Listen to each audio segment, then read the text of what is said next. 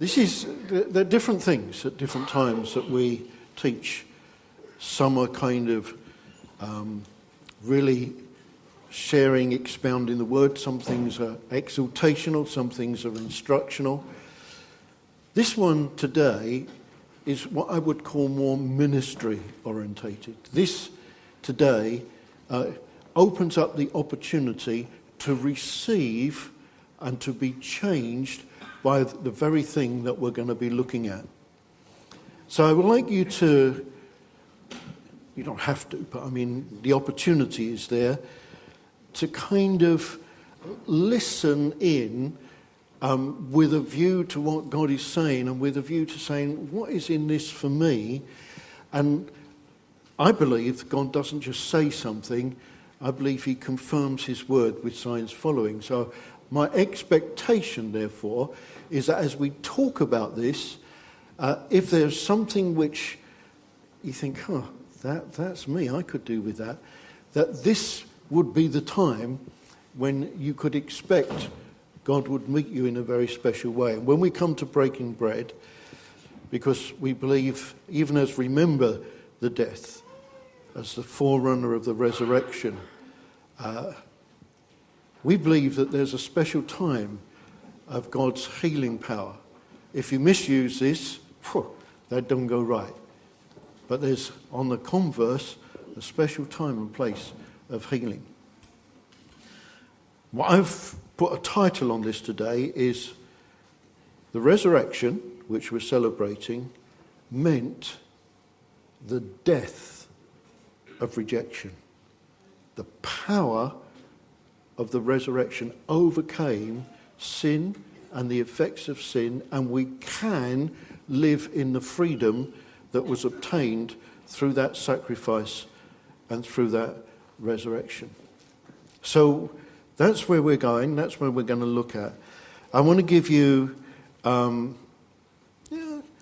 little Bible story. How many of you know, lots of you would know the story of David and killing the giant, wouldn't you? Yeah. Amazing story. And when they returned, very successful from this. Remember, David was just like a shepherd boy. And the king was pleased that the giant had been conquered, but not so pleased when he heard this. When the men returning home after David had killed the Philistine, the women came out from all the towns of Israel to meet the king, that's King Saul, with singing and dancing. That was pretty good. I mean, that's rejoicing. With joyful songs, with tambourines and lutes. As they danced, they sang, Saul has slain his thousands, David his 10,000s. It produced a reaction in Saul. Actually, he's very angry. See, you can certainly say that he was experiencing a rejection. You know, I mean, after all, he's the king, the shepherd boy. And they're saying the shepherd boy killed his 10,000, Saul his thousands. So there is no question that he was, in a form, being rejected. The issue was how he was responding to that rejection. And that's where I want us to go, so that we can identify we live in a world, there's no doubt, probably everybody here could explain an experience of being rejected, being passed over, being cast aside in some way, not being preferred. But it's the result of that and the effects of that we want to see and have a look at. So there's no query about being rejected. There's no query here about being rejected, but it's the response. You see, his identity was placed in the fact that he was better than anybody else. He killed more. And you know, what we're going to come to is It's what does God say? What is God's view? And that's where the transaction and the change takes place. Because, to be honest, I don't care what anybody might have told you, any religion might have told you, the only thing that keeps us out of receiving what God has prepared for us, often called heaven, and sends us to the other place, is never about how good we've been or how bad we've been or what things we've done or if we've been religious. The only thing that ever sends us away from God into this hell is to reject Jesus. That's the only thing. And the truth is that he accepts us where and how we are. It's very interesting, some of the verses you look at. In Matthew chapter 11, he says, "Come to me, all those who labour." And you think labour is sort of digging the roads or things like that. But what he's really talking about is labouring at trying to be perfect, beating ourselves with guilt for failing, trying to be acceptable. And he said, they ain't going to work. You're never going to achieve that. But I have provided a way for you to gain the benefit of that. And let's just have a little quick look at that so we know that this is exactly what he said. He said this, he was despised, this is Isaiah 53, and rejected by men, man of sorrows, familiar with suffering. Surely he took our infirmities, carried our sorrows. In other words, he received that, all that rejection and all that suffering on our behalf so that he could be the one who relieves us and releases us from living under that. That's his purpose. It's the same way he took our punishment of sin upon himself so that he can forgive us and we can go free, which primarily means that we can come into the life and into the walk and into what God has designed for us rather than living a substandard place outside of that. So, by the way, I'm assuming you will understand what I mean by rejection, but it's being sort of cast aside or having no value, that kind of thing, yeah? That he received all that upon himself. He was God incarnate, sacrificed for our sins.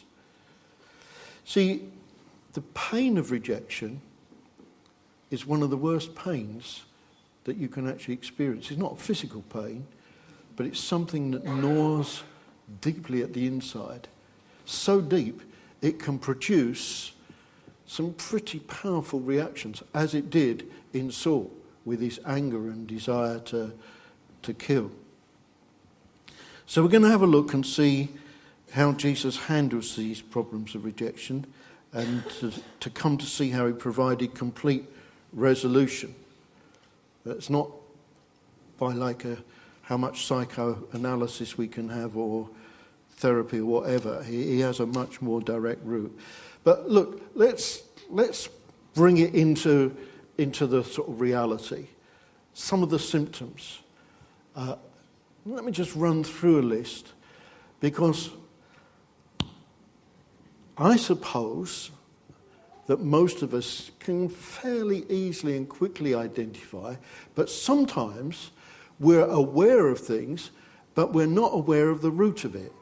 And today, because resurrection, his overcoming sin, is the end. It brings the death of rejection. It can be completely dealt with. Rebellion can be a symptom. Pretending to be somebody you aren't in order to be accepted. Trying to put up a kind of special, more acceptable front. Sometimes it's expressed in rejecting others first,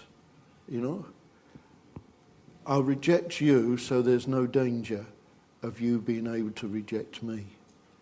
It's a kind of almost like a defense response going on the attack. Always wondering if the other person rejects or accepts you. How do they feel about me? What are they thinking about me?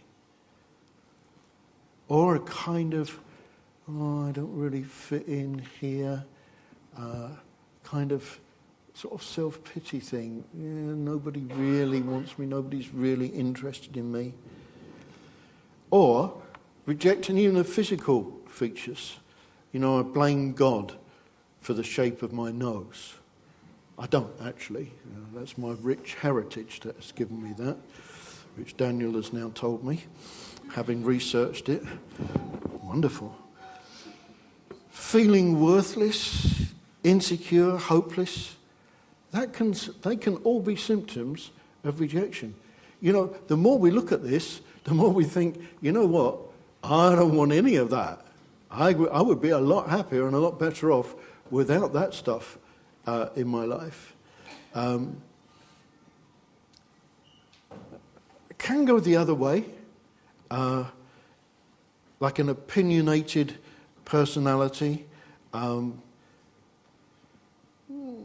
just trying to make their presence felt. It's again another symptom.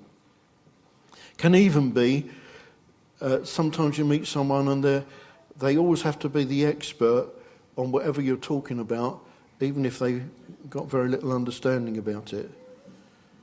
Problem to admit that you're wrong or to receive constructive criticism. That can be another symptom. See, if our basis of identity, who we are, depends on our ability to be right about everything, then we're dealing with a root of rejection. If somebody disagrees with me, that can have that effect. I perceive it as rejection. They don't really like me, or they don't really accept me, simply because they happen to be disagreeing with me.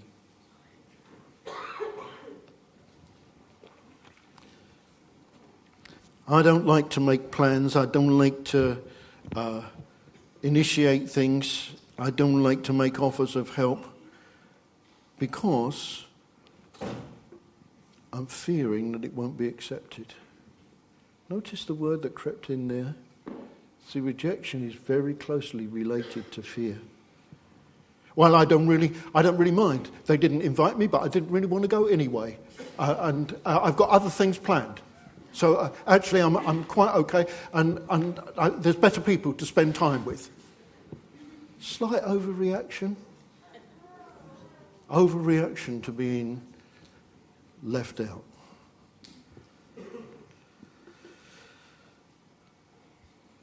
I don't really feel anything. Don't really feel anything. Feelings are too painful. I've shut them off. Part of a symptom, fruit of rejection. Convinced that you're not really wanted anyway. So, some of the symptoms. What's the cause? Sin is the cause. You see, instead of having fellowship with God, when man sinned, he rejected God. Started right there in Genesis. Next thing he rejects is his wife. Next thing he rejects is his brother. I mean, it's a disease that has a progression. Now, you can't stop rejection happening, but receiving it is the problem. See, if we receive rejection, that's sin, because we're receiving something which God said, I have carried that for you. I have taken that for you.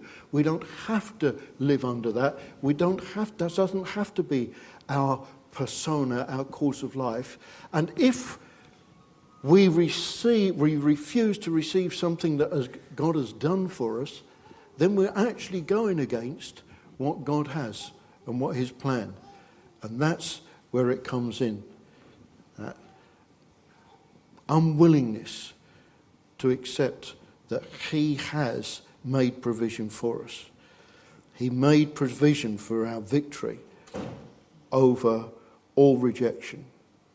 So sin can be a cause, lack of a father's love, heavenly father, but also a natural father. That can have that cause. How different it is to what... You remember the story of the parable of the prodigal son?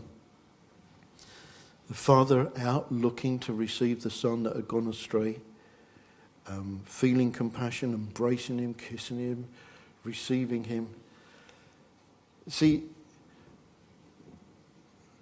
for those of us that did not have the benefit of a father's love, as it should be, then our Father, our Heavenly Father, has made all provision that we can receive in him all that healing and all that grace that is necessary. So he doesn't have people who limp through.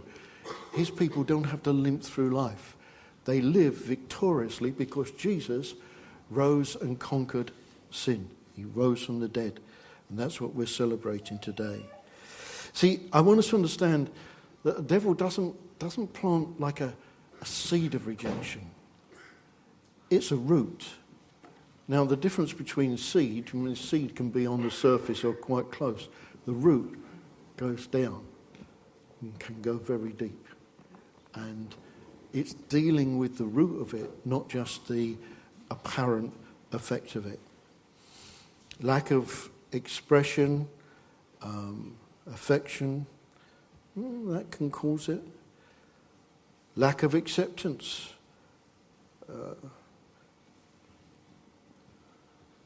Some people strive to perform because the only acceptance they, often in their background and in their childhood, the only acceptance that they understood was if they performed well. So they live a life on performance acceptance. I will strive to perform well because then I might be accepted. Very damaged position. You see, when we come to know God, when we give our lives over to him, we come to a place where his opinion of us is the only one that really counts. We're accepted in the beloved. If God be for me, who can be against me? And we'll have a little look at Peter in a moment as an example. When you think of the way Jesus treated him when he was manifesting those things, I think we learn something about how God goes and treats us. See, circumstances of life, let's be real, go very deep. Some of you have experienced extreme levels of rejection. Others would maybe just have a kind of idea of what I'm talking about. But remember, today we're looking at ministry time, a time of healing, a time of applying what Christ obtained for us in his death and resurrection. See, he created us, and he's the one who has to reach in to heal us. Nothing else really is ever going to work. It's what he does that works. And some of those deep circumstances can only be resolved on the basis of what God does and what he is. So let's think about that a little bit. If we reject him, Others can't do what only he can do because he's paid the price to do it. Sometimes people reject themselves. That's a very difficult and painful thing. They reject themselves often because they haven't really forgiven themselves for some past failure. But you see, here's the issue. If God has forgiven you and you are not forgiving yourself, you're actually out of step with God. And God provides the same power for you to be able to forgive yourself as he does for you to be able to forgive others or gain his forgiveness. It's all about God's power, but it's also connected with our choice.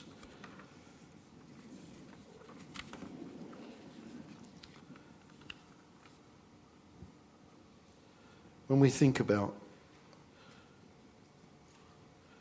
rejection and the fear of man, which I've said very close, I was listening to something the other day, and or reading something, I can't remember now, I think I was reading something, and I got this phrase, what can another person's thoughts do to me? Not a lot. You know? Whatever another person is thinking, they're thinking. It can't really do much to me. In a sense, that's their problem, not mine. I don't have to be affected by what other people are thinking. So all the things that come with that rejection, whether it's rebellion and bitterness or performance acceptance or depression or emotional lockup or fear or giving in order to get approval or acceptance, all those things can be dealt with from the very root.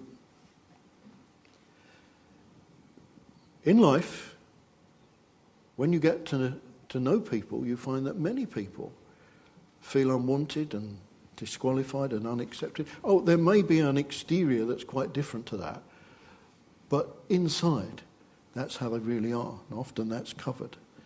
The Bible talks about that. It says, a crushed or a wounded spirit, who can bear? Saying that that's an extreme situation. And God has provided a place of safety and healing. Let's have a little look at how he handled Peter. I kind of always have a great, I don't know, sympathy or, Peter sort of rushed in. He acted first and worried about it afterwards, and he got it wrong sometimes, but also he got it right sometimes, So, but he rejected Jesus, and because of his own failure, he rejected himself. You remember when he said to the Lord, and the Lord spoke to him, he said, Lord, I'm ready to go anywhere with you. And then before Jesus was crucified, or after he was crucified, he was identified as being part of that discipleship group and denied him the 3 times. But it's very interesting that after, and in one of the accounts it says it specifically, after Jesus had risen from the dead, this is what he does. Go and tell my disciples and Peter. See, we might reject him, he doesn't reject us. His attitude towards receiving is unchanging. He received him readily. And I mean, Jesus made the first step, like he still does.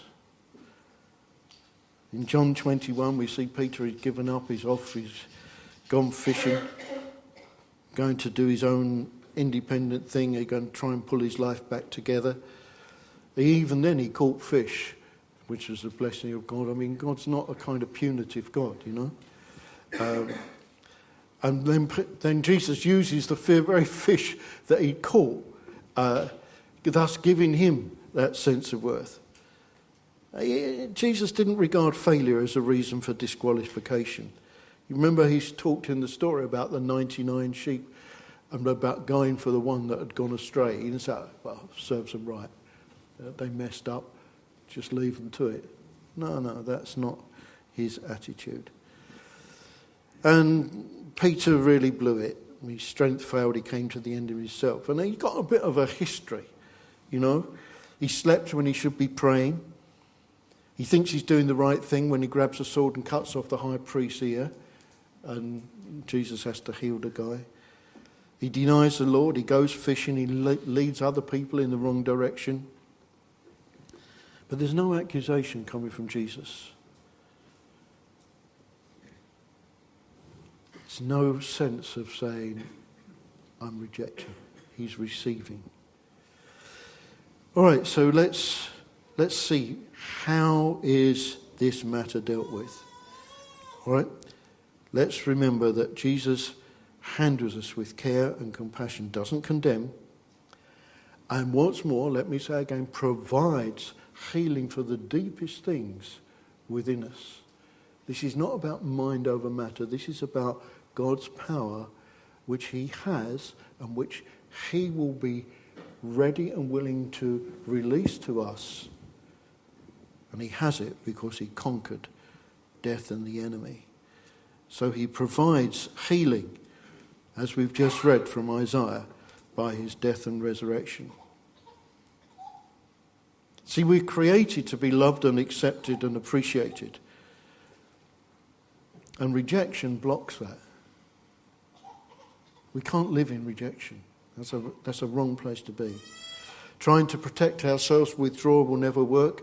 Others can't really help us. It's only God that can do it. And the issue of forgiving ourselves becomes important. His resurrection equals victory over sin and death, carrying away our rejection, reaches into the deepest parts. Then it's the whole issue of accepting. We're accepted in Christ. Man to God, man to man, man to self. All of those things are put in place. Then we can come into understanding the truth. Psalm 139, God made me as I am and he is well pleased. He accepts you. And if you don't, you're out of step with him.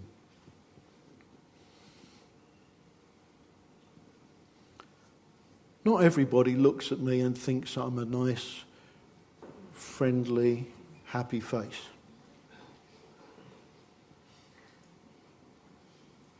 What I tend to say, it's the face that God gave me. If you have a problem with it, you probably best go to him about it. As for me, I'm kind of broadly accepting it. I've got used to it.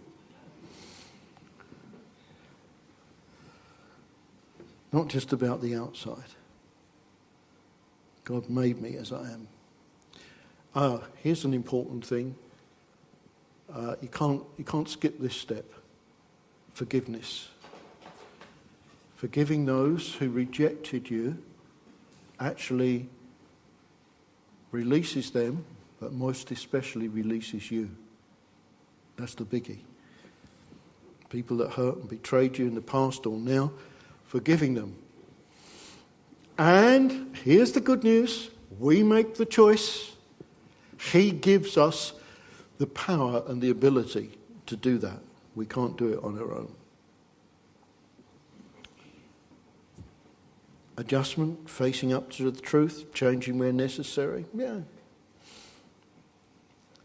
And serving. That's a pretty good way, because then we're focused on what he wants us to do for others, not just what he wants or what we want for ourselves. So what to do? We bring that rejection to him, because he alone is able to heal. He's trustworthy and he understands. You ever thought about asking the question, Lord, what do you think about me? Anybody ever thought about, Lord, what do you think about me? It's a good question to ask.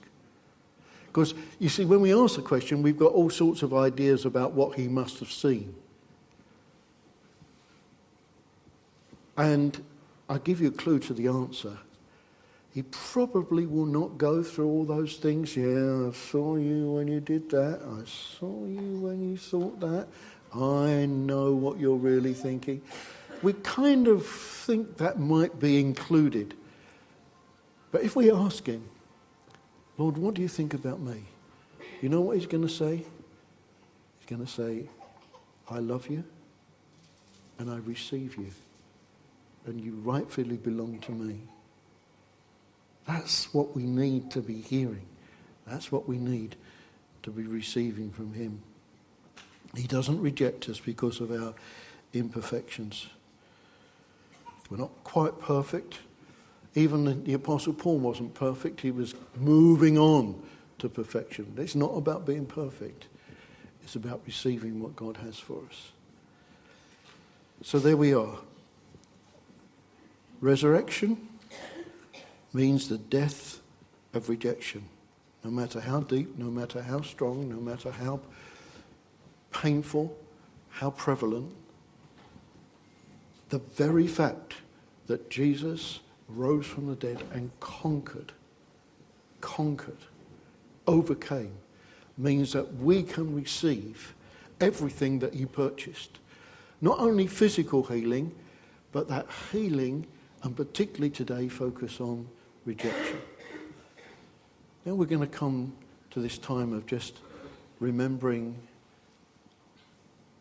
not only his death, his blood shed, his body broken, but that was part of the process for this great resurrection. And part of that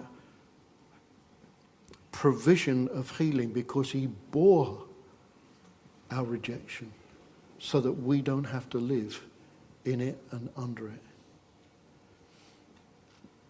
Now I know that many of you would have already identified with some of the things that I've said. But I'm not just interested in saying it so that you can identify with it. My interest is that having identified, I need that. And I choose and recognize that, Lord, you made provision, that you bore my rejection, and I don't need to carry it anymore. And this day, today, I'm choosing to release that, and I'm choosing to receive your healing. And maybe you're in a situation where you've never yet come to him in the first place, never yet turned from yourself. What a great time, great moment in time, this Easter day, to say, I choose to come as I am and give myself to you.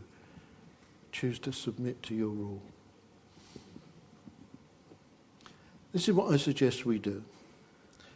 Anybody can join in this. Nobody has to join in it.